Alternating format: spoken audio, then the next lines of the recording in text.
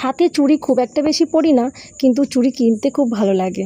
এবার না রথের মেলায় গিয়ে আমি কাশ্মীরি চুড়ি দেখেছিলাম, কিন্তু খুব একটা পছন্দ হয়। কারণ গত বুধবার বরমশাই বানারস থেকে চুড়ি নিয়ে এসছে।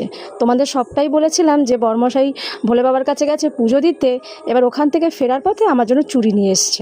সত্যি কথা বলতে আমি হাতে কিন্তু বেশি একটা চুড়ি পরি না।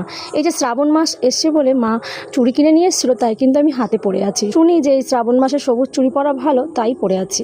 নাহলে দেখবে আমি বিয়ে বাড়ি গেলে আমি হাতে খুব বেশি একটা চুড়ি পরি না। আর বরমশাই ফেরার পথে বলছিল যে কি নিয়ে আসবো তোমার জন্য। আমি বললাম কিছু একটা নিয়ে আসো, কারণ এর আগে বাবা শাড়ি নিয়ে এসেছিলো, তো কি আনতে বলবো বুঝে উঠতে পারছিলাম না। উফ, কি দারুণ যে চুড়ি নিয়ে এসছে, কি বলবো। দেখো 10 পিস করে দু জায়গায় ছিল, মানে মোট 20 পিস চুড়ি ছিল এখানে।